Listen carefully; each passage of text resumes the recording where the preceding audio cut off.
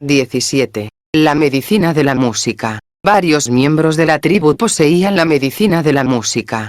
Medicina era la palabra que a veces se utilizaba en las traducciones. No tenía el sentido de producto medicinal, ni estaba relacionada únicamente con la curación física. Medicina era cualquier cosa buena que uno aportaba al bienestar general del grupo.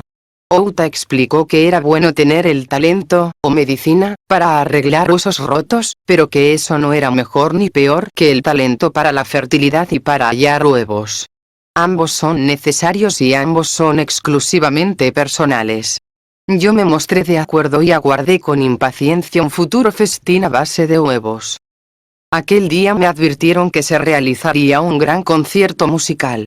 No llevábamos instrumentos entre nuestras escasas pertenencias, pero hacía tiempo que había dejado de preguntar cómo y dónde aparecerían las cosas. Por la tarde noté que iba creciendo la excitación, cuando atravesábamos un cañón. Era angosto, de unos 3,5 metros de ancho, y sus paredes se elevaban a más de 5 metros de altura. Nos detuvimos allí para pasar la noche, y mientras se preparaba la comida de vegetales e insectos, los músicos dispusieron el escenario. Allí crecían unas plantas redondas con forma de tonel. Alguien les cortó la parte superior y sacó los meollos húmedos y de color calabaza, que chupamos todos. Las grandes semillas de la pulpa se guardaron aparte. Echaron unas cuantas pieles curtidas por encima de las plantas y las ataron fuertemente, convirtiéndolas así en unos increíbles instrumentos de percusión. Cerca yacía un tronco de árbol muerto, algunas de cuyas ramas estaban cubiertas de termitas. Arrancaron una de ellas y mataron a los insectos. Las termitas se habían comido la parte central de la rama, que estaba llena de serrín. Con ayuda de un palo y soplando a la parte muerta y desmenuzada, pronto consiguieron un largo tubo hueco. A mí me pareció que estaba presenciando la construcción de la trompeta del ángel Gabriel. Más tarde descubrí que aquello era a lo que los australianos se refieren comúnmente como didgeridoo. Soplando por el tubo se produce un profundo sonido musical. Uno de los músicos empezó a entrechocar unos palos, y otro usó 2 rocas para marcar el ritmo. Habían cogido unos trozos de esquisto y los habían colgado de unos hilos, creando el sonido tintineante de un carillón. Un hombre hizo un toro zumbador, que es una pieza de madera plana atada a una cuerda. Cuando se le da vueltas, produce una especie de zumbido, cuyo volumen aumenta o disminuye con gran pericia. La disposición del cañón en que nos encontrábamos creaba una vibración y un eco fantásticos. La palabra concierto no podía haberse aplicado con mayor precisión. Los miembros de la tribu cantan individualmente o en grupos, y a menudo en armonía. Me di cuenta de que algunas de sus canciones eran verdaderamente ancestrales. Repetían cánticos que se habían compuesto en el desierto antes de que nosotros inventáramos el calendario. Pero también tuve ocasión de experimentar nuevas composiciones, música que componían precisamente porque yo estaba allí. Me dijeron, del mismo modo que el músico busca la expresión musical, la música del universo busca ser expresada. Los conocimientos se transmiten de generación en generación mediante canciones y danzas, porque carecen de lenguaje escrito. Los acontecimientos históricos se dibujan en la arena o se representan mediante música y drama. Hacen música todos los días porque es necesario mantener fresca la memoria de los hechos y les lleva un año más o menos contar su historia completa. Si además pintaran cada acontecimiento y todos los cuadros se colocaran en el suelo en el orden correspondiente, tendríamos un mapa del mundo tal como ha sido durante los últimos milenios. Sin embargo, lo que yo presencié en realidad fue el modo en que estas personas viven la vida al máximo, sin materialismo ninguno. Tras el festival, los instrumentos volvieron al lugar donde los habían encontrado. Se plantaron las semillas para garantizar nuevos brotes y se pintaron señales en la pared de roca para indicar la cosecha a los viajeros que pudieran pasar por el lugar. Los músicos abandonaron palos, ramas y rocas, pero la alegría de la composición creativa y el talento persistió como confirmación de la valía y amor propio de cada uno. Un músico lleva la música en su interior. No necesita un instrumento específico. Él es la música. Yo tuve la impresión aquel día de que había aprendido también que somos los creadores de nuestra propia vida. Podemos enriquecerla, entregarnos a nosotros mismos y ser tan creativos y felices como queramos serlo. El compositor y los demás músicos reanudaron el camino con la cabeza bien alta. Un gran concierto, comentó un músico. Uno de los mejores, fue la respuesta. Oí que el músico principal decía, creo que muy pronto me cambiaré el nombre de compositor por el de gran compositor. Sus palabras no eran producto del engreimiento. Se trataba meramente de personas que reconocían sus talentos y la importancia de compartir y desarrollar las numerosas maravillas que nos son dadas. Existe una importante relación entre el reconocimiento de la propia valía y la celebración de otorgarse personalmente un nuevo nombre. Ellos afirman que han estado aquí desde siempre. Los científicos saben que han habitado Australia desde hace 50.000 años, como mínimo. Es realmente asombroso que después de 50.000 años no hayan destruido bosques ni contaminado aguas, que no hayan puesto en peligro ninguna especie ni creado polución, y que al mismo tiempo hayan recibido comida abundante y cobijo. Han reído mucho y llorado muy poco. Tienen una vida larga, productiva y saludable, y la abandonan confortados espiritualmente. 18. Evocadora de los sueños. La excitación flotaba una mañana en el aire cuando el pequeño grupo formó el círculo habitual de cara al este. Un indicio de color apenas indicaba la llegada del alba. Mujer Espíritu se situó en el centro y reemplazó al anciano de la tribu, que había concluido su parte de la adoración matutina. Mujer Espíritu y yo teníamos físicamente muchas cosas en común. Ella era la única mujer aborigen de toda la tribu que pesaba más de 55 kilos. Yo estaba convencida de que perdía peso caminando con aquel intenso calor y haciendo una sola comida por día. Había acumulado el suficiente tejido adiposo en todo mi cuerpo como para alegrarme ante la idea de la grasa disolviéndose y cayendo en gotas sobre mis huellas en la arena. En el centro de nuestro semicírculo, Mujer Espíritu alzó las manos por encima de la cabeza para ofrecer su talento al invisible público celeste. Se brindaba como medio de expresión por si aquel día la divina unidad deseaba actuar a través suyo. Ella deseaba compartir su talento conmigo, la mutante adoptada en aquel walkabout. Al concluir la petición dio las gracias con tono alto y enfático. El resto del grupo se unió a ella, gritando su gratitud por los dones del día aún no manifestados. Según me dijeron, normalmente todo esto se hacía en silencio, gracias a su perfecta comunicación mental, pero lo habían realizado respetando mis limitaciones porque yo era novata todavía en recibir la telepatía mental, y además era su huésped. Ese día caminamos hasta bien entrada la tarde. A lo largo de nuestra ruta habíamos encontrado muy poca vegetación.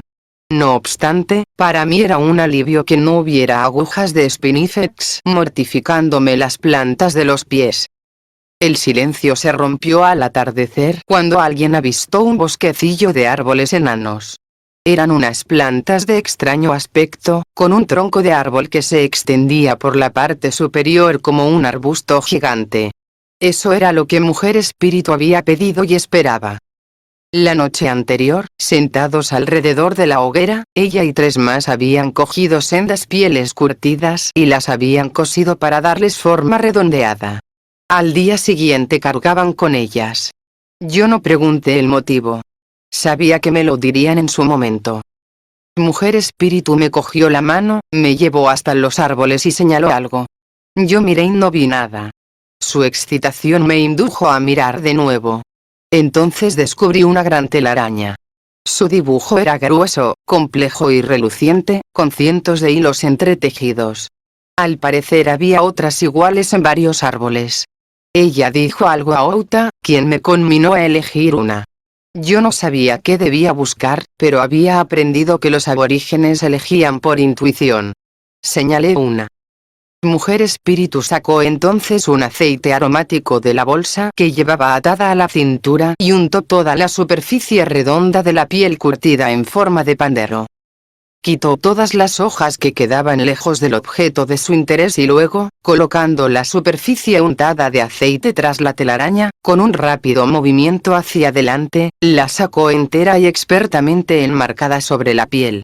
Yo me quedé mirando mientras los demás se acercaban, elegían una telaraña cada una de las mujeres y repetía la misma operación con una de las pieles redondeadas. Mientras nos entreteníamos con este juego, los demás miembros de la tribu se habían ocupado de encender fuego y encontrar comida para la cena. Esta consistió en varias de las enormes arañas de los árboles enanos, unas raíces y un nuevo tubérculo que no había comido hasta entonces y que se parecía al nabo. Después de comer nos reunimos en torno al fuego como cada noche. Mujer Espíritu me explicó su talento. Cada ser humano es único, y a cada uno de nosotros se nos otorgan ciertas características que son excepcionalmente fuertes y que pueden llegar a convertirse en un talento. Su contribución a la sociedad era la de evocadora de los sueños. Todos soñamos, me dijo. A nadie le preocupa recordar sus sueños ni aprender de ellos, pero todos soñamos. Los sueños son la sombra de la realidad, explicó. Todo lo que existe, lo que ocurre aquí, se encuentra también en el mundo de los sueños. Todas las respuestas están allí. Las telarañas especiales se utilizan en una ceremonia de cánticos y danzas que sirven para solicitar la guía del universo a través de los sueños. Luego Mujer Espíritu ayuda al soñador a comprender el mensaje. Tal como yo lo entendí, para ellos soñar significa niveles de conciencia. Hay un soñar ancestral cuando se remonta a la creación del mundo. Hay un soñar extracorpóreo como la meditación profunda, un soñar mientras se duerme, etc. La tribu utiliza a los evocadores de los sueños para pedirles consejo en cualquier situación. Creen que pueden hallar la respuesta en un sueño si necesitan ayuda para comprender una relación, una cuestión de salud o el propósito de una experiencia determinada. Los mutantes solo conocen un modo de soñar mientras duermen, pero los auténticos tienen conciencia de los sueños estando despiertos. Sin usar drogas para controlar la mente, utilizando tan solo técnicas de respiración y concentración, son capaces de actuar conscientemente en el mundo de los sueños. Recibí instrucciones de bailar con la evocadora de los sueños. Girar sobre uno mismo da un gran resultado. Plantas con firmeza la pregunta en tu mente y las fórmulas una y otra vez mientras das vueltas. El giro más efectivo, según la explicación de los aborígenes, es un ejercicio que aumenta los vórtices de energía en 7 puntos clave del cuerpo y que consiste en girar siempre hacia la derecha con los brazos extendidos a los lados. Me mareé pronto, así que me senté y me puse a reflexionar sobre el cambio operado en mi vida. Allí en el desierto, donde no había siquiera una persona por kilómetro cuadrado en un área 3 veces mayor que Texas, estaba representando el papel de derviche, levantando arena con los pies y haciendo que el aire que llegaba a mi evocadora de los sueños se ondulara infinitamente más allá de la vasta extensión abierta. La gente de la tribu no sueña de noche a menos que lo desee. Consideran que las horas en que se duerme son importantes para el descanso y recuperación del cuerpo. No es el momento indicado para dividir la energía en diversos proyectos.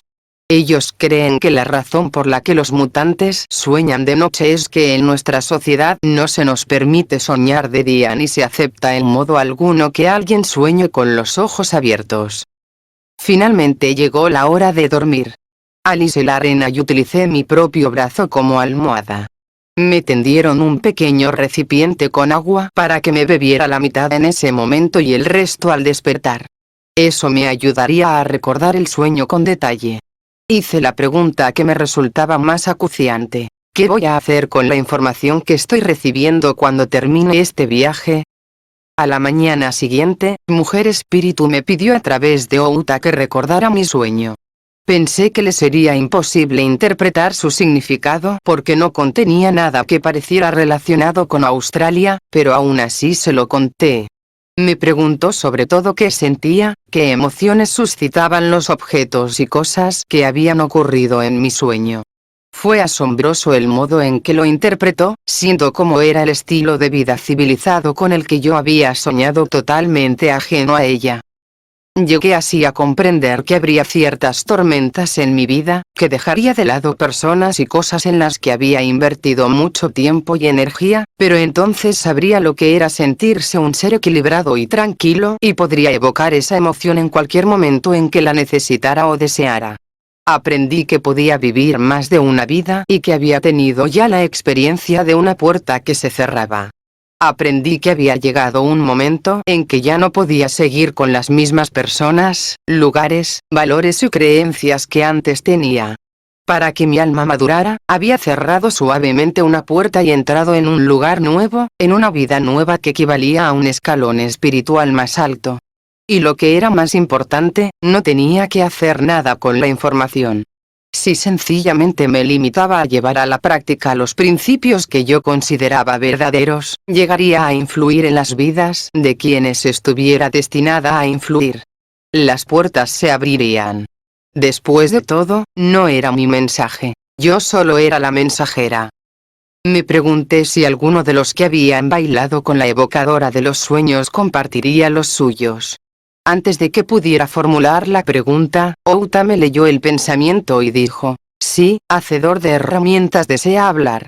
Hacedor de herramientas era un hombre anciano que estaba especializado no solo en herramientas sino también en pinceles, en utensilios de cocina, en casi todo. Él había pedido consejos sobre dolores musculares. Su sueño trataba de una tortuga que, al salir reptando del Billabong, había descubierto que había perdido las patas de un lado de su cuerpo y que estaba coja. Después de que Mujer Espíritu hablara con él sobre el sueño, como había hecho antes conmigo, Hacedor de herramientas llegó a la conclusión de que había llegado el momento de enseñar su oficio a otro. Tiempo atrás le había encantado la responsabilidad de ser un maestro artesano, pero cada vez era menor el disfrute y mayor la presión que se infligía a sí mismo, así que se le había indicado la necesidad de un cambio. Perdido el equilibrio entre trabajo y diversión, se había convertido en un ser descentrado.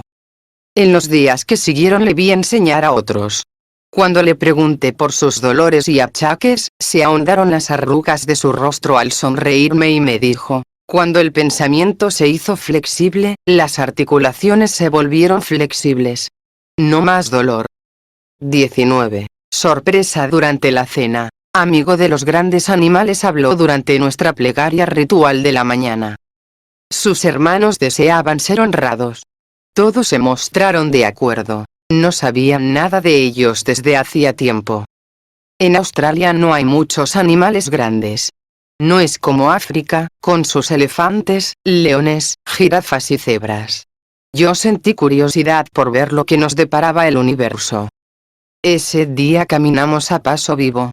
El calor parecía menos intenso, y hasta es posible que estuviéramos a unos cuantos grados por debajo de los 40. Mujer que cura me untó la cara con una mezcla de un aceite de lagartos y plantas, poniendo especial cuidado en la parte superior de las orejas. No había contado las capas de piel caídas, pero sabía que habían sido varias. En realidad me preocupaba que acabara quedándome sin orejas, porque las quemaduras de sol no parecían tener fin. Mujer Espíritu acudió en mi ayuda. La tribu convocó una reunión para resolver el problema y, a pesar de que mi situación era extraña para ellos, rápidamente encontraron la solución. Se construyó un artefacto que se parecía a las antiguas orejeras para el invierno. Mujer Espíritu tomó un ligamento de animal, lo ató formando un círculo, y Maestra en costura le cosió plumas en derredor. El artefacto en cuestión, que me colgaron sobre las orejas, unido al ungüento, me produjo un maravilloso alivio. El día resultó divertido. Jugamos a las adivinanzas mientras viajábamos. Se turnaban para imitar animales y reptiles o para representar acontecimientos pasados, y nosotros intentábamos adivinar qué era. Hubo risas durante todo el día. Las huellas de mis compañeros de viaje ya no parecían marcas de viruela en la arena. Empezaba a distinguir las leves variaciones características del porte peculiar de cada uno. Cuando empezó a oscurecer, observé la llanura distante en busca de vegetación. El color de la tierra frente a nosotros variaba del beige a distintos tonos de verde. Vi también unos árboles cuando nos acercamos a un nuevo terreno. Para entonces no debía sorprenderme ya que las cosas surgieran de la nada para los auténticos, pero su genuino entusiasmo al recibir cada uno de esos dones se había convertido en una parte de mi profundo yo. Allí estaban los grandes animales que deseaban cumplir el propósito de su existencia, 4 camellos salvajes. Tenían una única y alta joroba y no estaban en absoluto acicalados como los que yo había visto en el circo y en el zoológico. Los camellos no son animales autóctonos de Australia. Habían llegado como medio de transporte y al parecer algunos habían sobrevivido, aunque no así el grupo que los montaba. La tribu se detuvo. Partieron 6 exploradores por separado. 3 se acercaron desde el este y los otros 3 desde el oeste. Avanzaron sigilosamente y encorvados. Cada uno de ellos llevaba un boomerang, un dardo y un lanzadardos. Este consiste en un artefacto de madera que se utiliza para propulsar el dardo. La distancia que alcanza el dardo y la precisión se triplican cuando se suma el movimiento completo del brazo al golpe de muñeca. La manada de camellos se componía de un macho, 2 hembras adultas y una cría. Los penetrantes ojos de los cazadores vigilaban la manada. Más tarde me explicaron que se había decidido cazar la hembra más vieja. Los de la tribu usan los mismos métodos que su animal hermano, el dingo, para detectar las señales del animal más débil. Su deseo de cumplir ese día el propósito de su existencia y dejar a los fuertes para que perpetúen la especie, parece llamar a los cazadores. Sin intercambiar palabras ni señas con las manos que yo pudiera observar, se produjo el rápido ataque con una total coordinación. Un dardo certero dio en la frente de la camella y otro se clavó simultáneamente en su pecho, causándole la muerte instantánea. Los 3 camellos restantes se alejaron al galope y el sonido de sus pezuñas se desvaneció en la distancia. Preparamos un profundo agujero y cubrimos el fondo y los lados con varias capas de hierba seca. Cuchillo en mano, amigo de los grandes animales rajó el vientre de la camella como si accionara una cremallera. Brotó una bolsa de aire caliente, y con ella el fuerte y cálido olor a sangre. Se sacaron los órganos uno a uno, dejando aparte el corazón y el hígado. Estos 2 órganos eran muy apreciados por la tribu, debido a las propiedades de fuerza y resistencia que contienen. Como científica, yo sabía que eran una increíble fuente de hierro para una dieta que era irregular e impredecible en nutrientes. La sangre se vertió en un recipiente especial que llevaba al cuello la joven aprendiza de mujer que cura. Las pezuñas se guardaron. Me dijeron que tenían múltiples usos. Yo no imaginé cuáles podrían ser. Mutante, esa camella llegó a ser adulta por ti, gritó uno de los carniceros, y levantó en alto la enorme bolsa acuosa de la vejiga.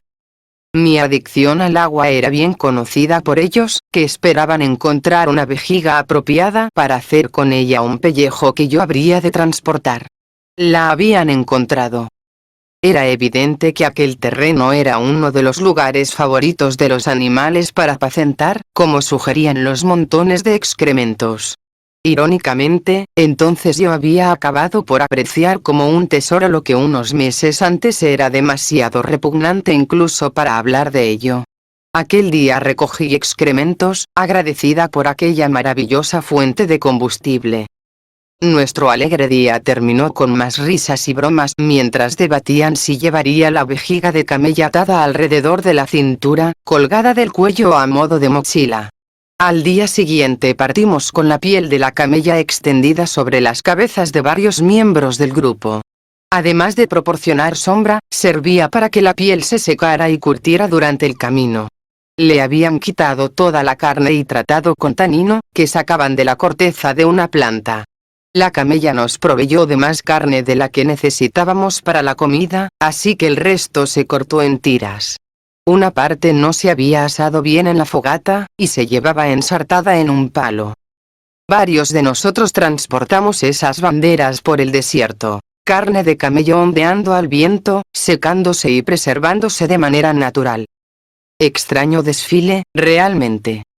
20. Dulce de hormigas. El sol brillaba con una fuerza tan abrasadora que no podía abrir los ojos por completo. El sudor, producido por todas y cada una de las células de mi piel, corría en riachuelos por los pliegues de mi cuerpo hasta mojarme los muslos cuando se rozaban al andar. Hasta los empeines de los pies me sudaban. Jamás había visto cosa igual. Eso quería decir que habían perdido la comodidad de los 40 grados y que estábamos sufriendo temperaturas altísimas. También las plantas de mis pies soportaban una extraña transformación.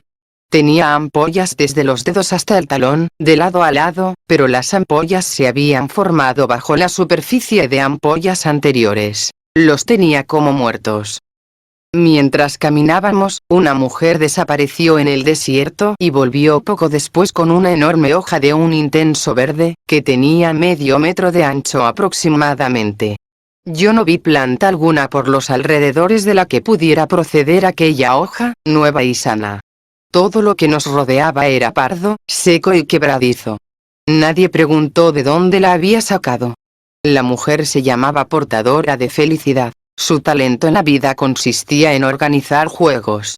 Esa noche iba a encargarse de las actividades participativas y dijo que jugaríamos al juego de la creación. Tropezamos con un hormiguero de grandes hormigas, probablemente de 2,5 centímetros de longitud, con un extraño centro dilatado. «Te va a encantar su sabor», me dijeron. Las criaturas iban a ser honradas como parte de nuestra comida. Son una variedad de la hormiga de miel cuyos vientres dilatados contienen una sustancia dulce de un sabor parecido al de la miel.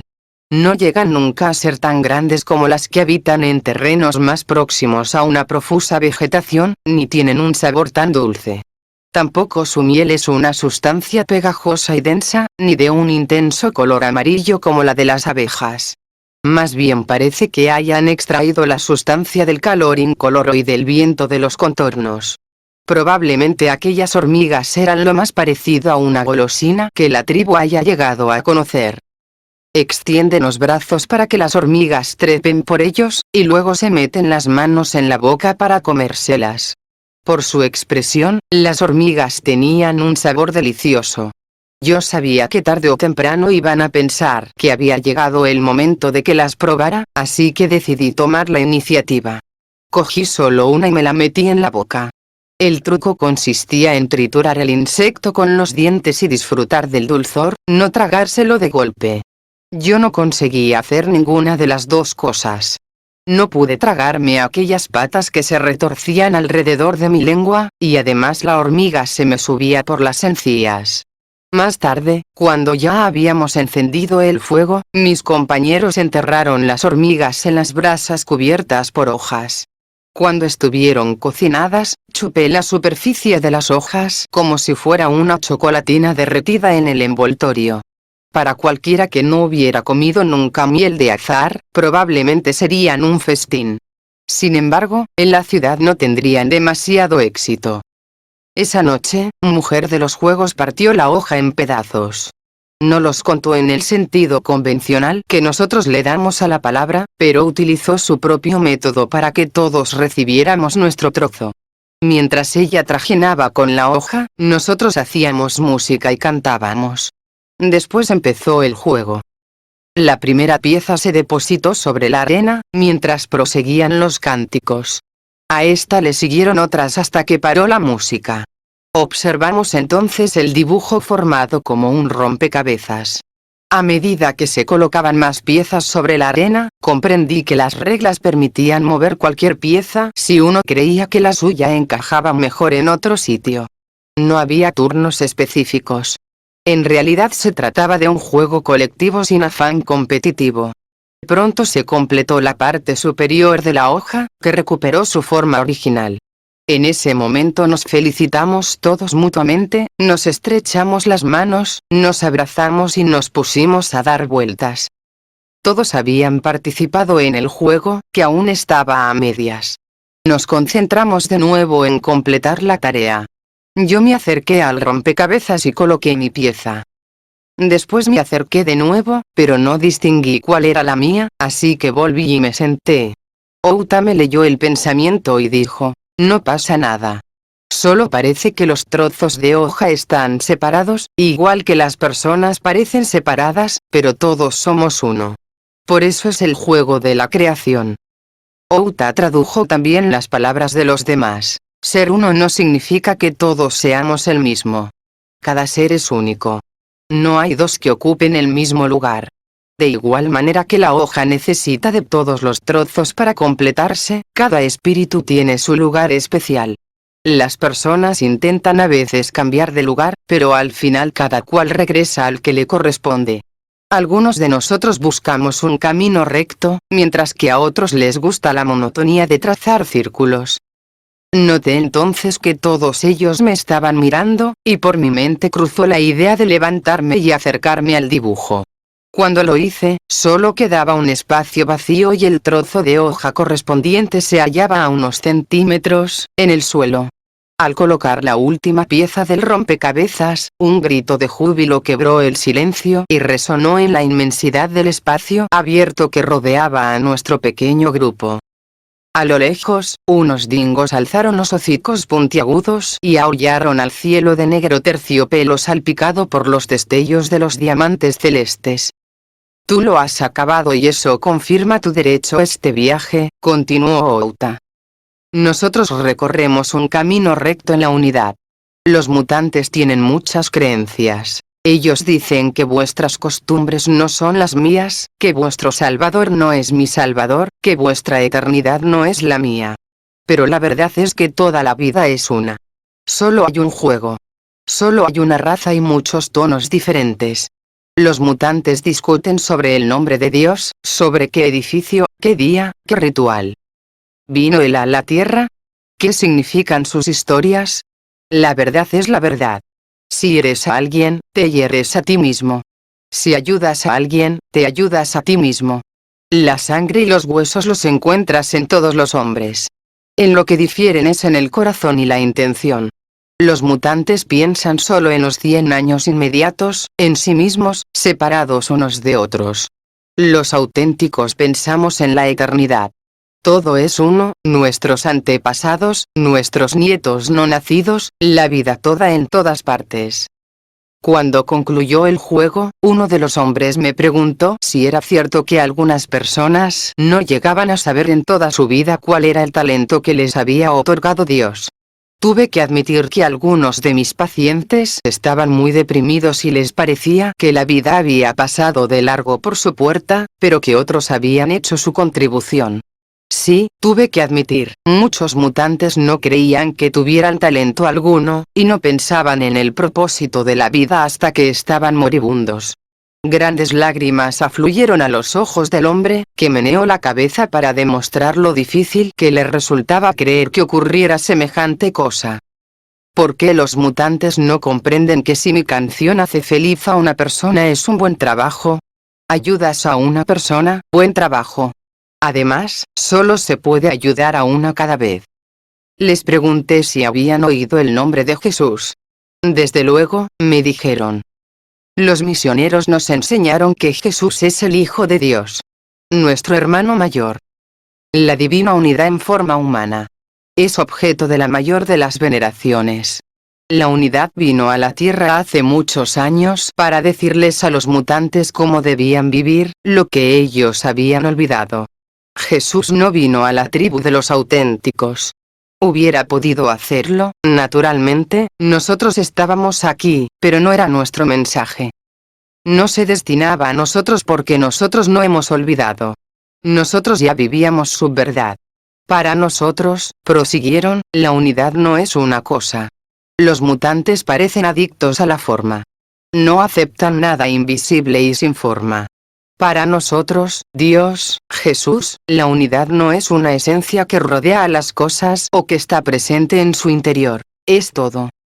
Según esta tribu, la vida y la vivencia se mueven, avanzan y cambian. Me hablaron del tiempo en que se vive y del tiempo en que no se vive. La gente no vive cuando está furiosa o deprimida, cuando se compadece de sí misma o está llena de temor. Respirar no es un factor determinante de la vida. Simplemente sirve para indicar a los demás qué cuerpo está listo para el funeral y cuál no. No todas las personas que respiran están vivas. Está muy bien poner a prueba las emociones negativas y comprobar qué se siente, pero desde luego no es prudente ahondar en ellas. Cuando el alma se halla en forma humana, la persona juega a ver qué se siente siendo feliz o desgraciado, celoso o agradecido, o cualquier otro sentimiento. Pero se supone que ha de aprender de esa experiencia y, en último término, descubrir qué le produce placer y qué le produce dolor. A continuación charlamos sobre juegos y deportes. Les conté que en Estados Unidos nos interesan mucho los acontecimientos deportivos, y que de hecho les pagamos mucho más a los jugadores de baloncesto que a los maestros. Me ofrecí a mostrarles uno de nuestros juegos y sugerí que nos colocáramos lodos en línea y que corriéramos lo más deprisa posible. El más rápido sería el ganador. Ellos me miraron atentamente con sus hermosos y grandes ojos, y luego se miraron entre sí. Por fin alguien dijo: pero si gana una persona, todos los demás tendrán que perder. ¿Eso es divertido? Los juegos son para divertirse. ¿Para qué someter a una persona a semejante experiencia y tratar de convencerla luego de que en realidad ha ganado? Esa costumbre es difícil de entender. ¿Funciona con tu gente? Yo me limité a sonreír y a negar con la cabeza. Había un árbol muerto cerca de allí. Con ayuda de los demás construimos un balancín, colocando una de las largas ramas sobre una roca alta. Fue muy divertido. Incluso los miembros más ancianos del grupo lo probaron. Me señalaron que hay ciertas cosas que uno no puede hacer solo, entre ellas usar ese juguete. Personas de 70, 80 y 90 años de edad liberaron al niño que llevaban dentro y se divirtieron con juegos en los que no había ganadores ni perdedores, sino diversión para todos. También les enseñé a saltar a la comba, para lo que utilicé varias tiras largas de tripas de animal atadas unas con otras. Intentamos dibujar un cuadro en la arena para jugar a la rayuela, pero estaba demasiado oscuro y el cuerpo nos pedía descanso. Lo aplazamos para otro día. Esa noche me tumbé de espaldas y contemplé un cielo increíblemente brillante. Ni siquiera una exposición de diamantes en el escaparate de negro terciopelo de una joyería hubiera resultado más impresionante.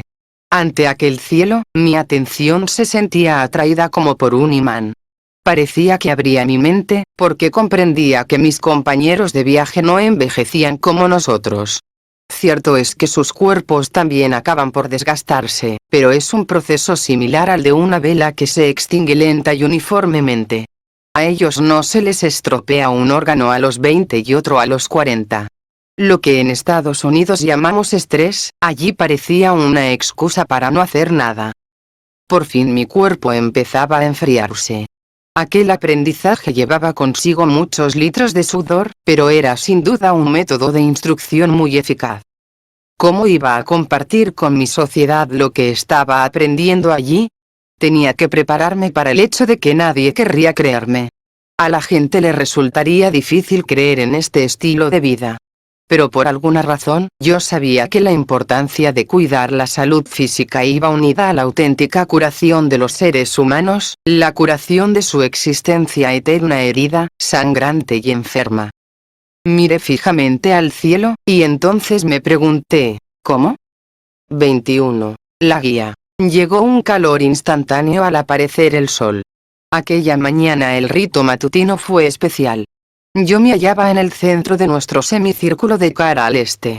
Outa me indicó que reconociera a la divina unidad a mi modo y que lanzara mi plegaria para que el día fuera propicio. Al concluir la ceremonia, mientras nos preparábamos para partir, me dijeron que me había llegado el turno de guiar a la tribu. Yo habría de caminar al frente y conducirla. Pero no puedo, protesté. No sé a dónde vamos ni cómo encontrar nada. Agradezco la oferta, de verdad, pero no puedo. Debes hacerlo, me insistieron. Ha llegado el momento. Para que conozcas tu casa, la tierra, todos sus niveles de vida y tu relación con todo lo visible y lo invisible, tienes que guiar. Está bien caminar durante un tiempo a remolque de un grupo, y es aceptable pasar cierto tiempo mezclado en el medio, pero al final todo el mundo ha de guiar durante un tiempo. No podrás comprender el papel del liderazgo a menos que asumas esa responsabilidad. Todo el mundo debe experimentar todos los diferentes papeles alguna vez, sin excepción, tarde o temprano, si no es en esta vida, en alguna otra. El único modo de superar una prueba es realizarla. Todas las pruebas a todos los niveles se repiten siempre de un modo u otro hasta que las superas. Así pues echamos a andar, conmigo como guía. Era un día muy caluroso. La temperatura parecía superar los 40 grados. Al mediodía nos detuvimos y utilizamos las pieles de dormir para protegernos del sol. Cuando empezó a aflojar el calor, proseguimos nuestro camino hasta bien pasada la hora en que solíamos acampar.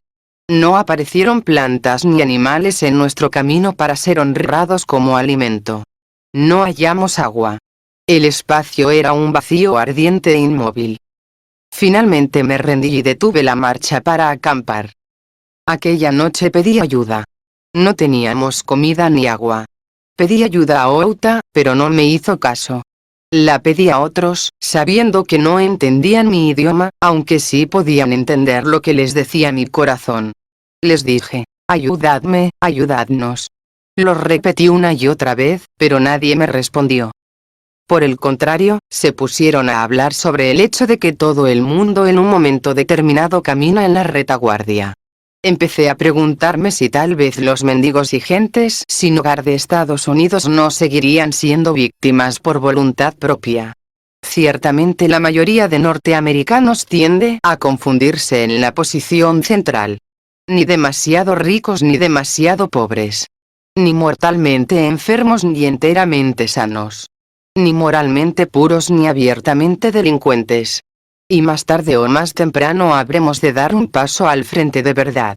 Habremos de conducir a los demás si queremos ser responsables de nosotros mismos. Me dormí lamiéndome los labios agrietados con una lengua entumecida, seca y abrasada. No sabía si estaba mareada por el hambre, la sed, el calor o el agotamiento. Al día siguiente caminamos de nuevo bajo mi guía. El calor volvió a ser sofocante. La garganta se me cerraba. Me resultaba imposible tragar. Tenía la lengua tan seca y tan hinchada que parecía 3 veces más grande de su tamaño normal, como si fuera una esponja seca entre los dientes. Me resultaba difícil respirar.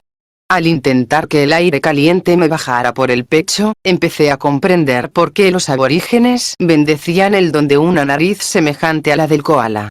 Su amplia nariz y largos conductos nasales eran más adecuados para las temperaturas abrasadoras del aire que mi naricita europea. El horizonte yermo se volvía cada vez más hostil. Parecía desafiar a la humanidad, como si no perteneciera a los humanos.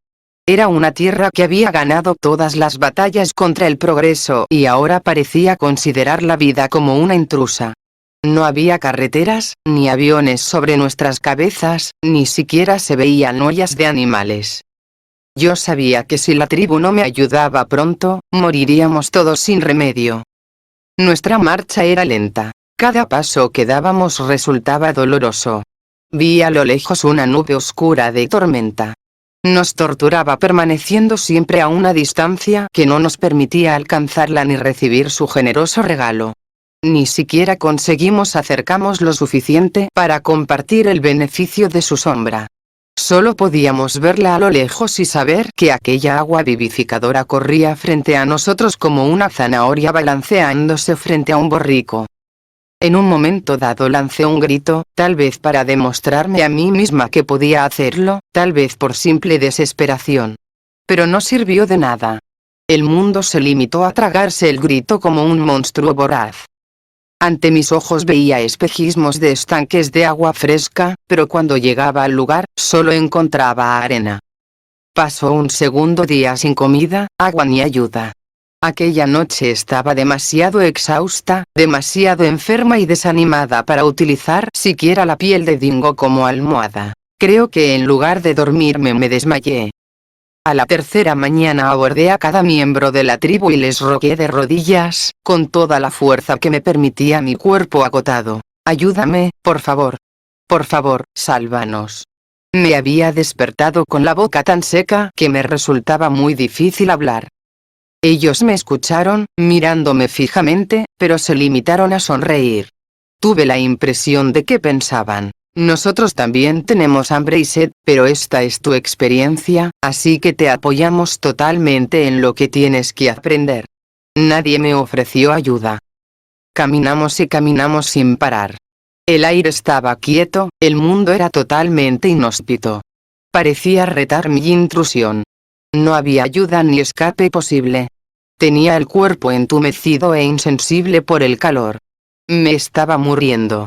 Eran los síntomas de una deshidratación mortal. Sí, me estaba muriendo. Mis pensamientos saltaban de un tema a otro. Recordé mi juventud.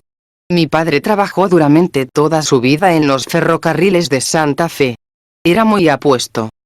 Siempre encontraba tiempo para dar amor, apoyo y aliento. Mi madre siempre estaba en casa para cuidarnos. Recordé que daba comida a los vagabundos, quienes, por arte de magia, sabían en qué casa no los rechazarían nunca.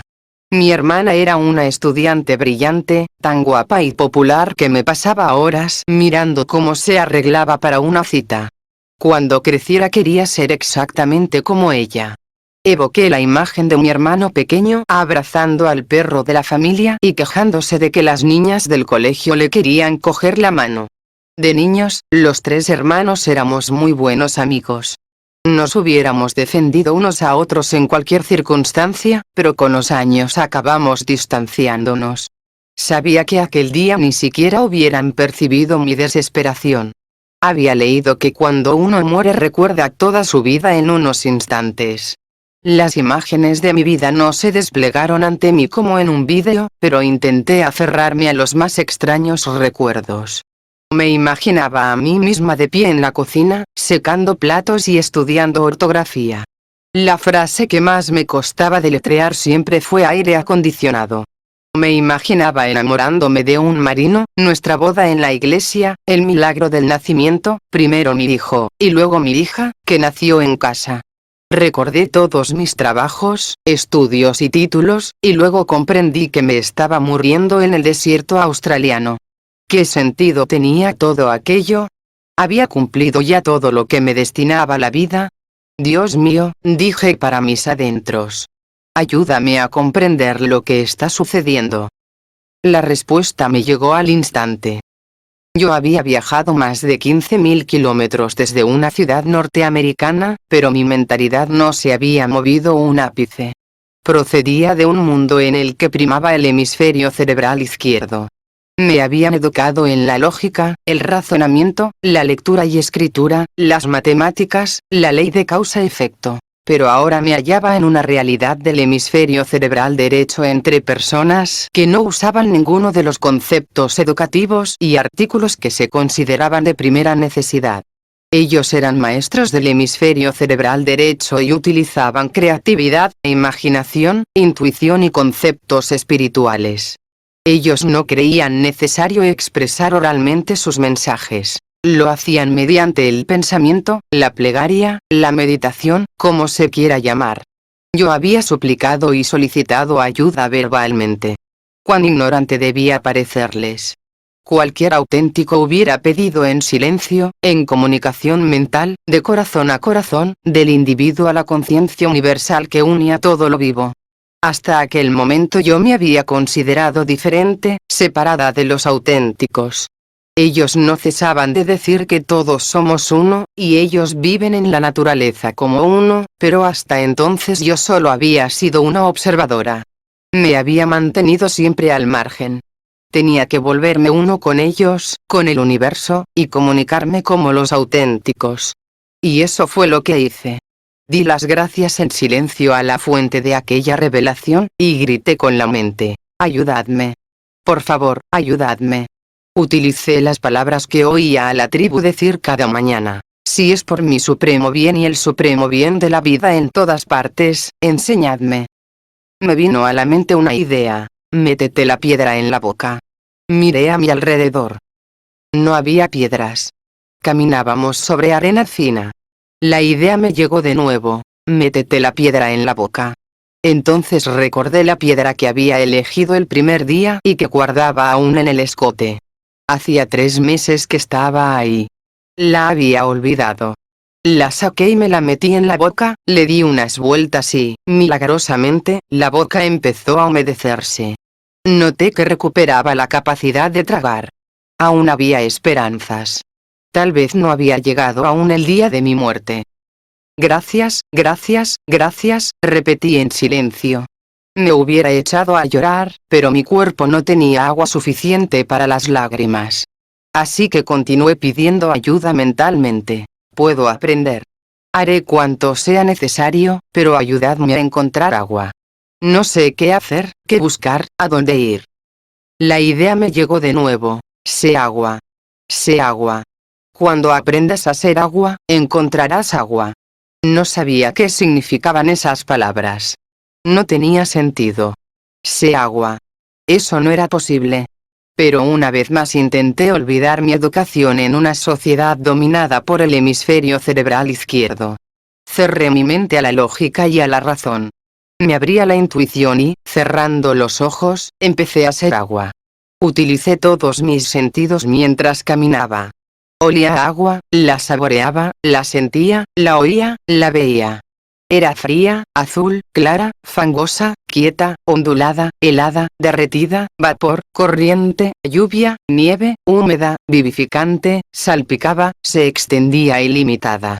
Fui toda imagen posible del agua que me vino a la mente. Caminábamos por una llanura uniforme hasta donde alcanzaba la vista.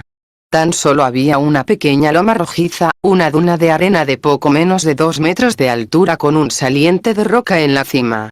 Parecía fuera de lugar en aquel paisaje inhóspito. Subí por la pendiente con los ojos entrecerrados a causa de la luz cegadora del sol, como sumida en un trance, y me senté en la roca.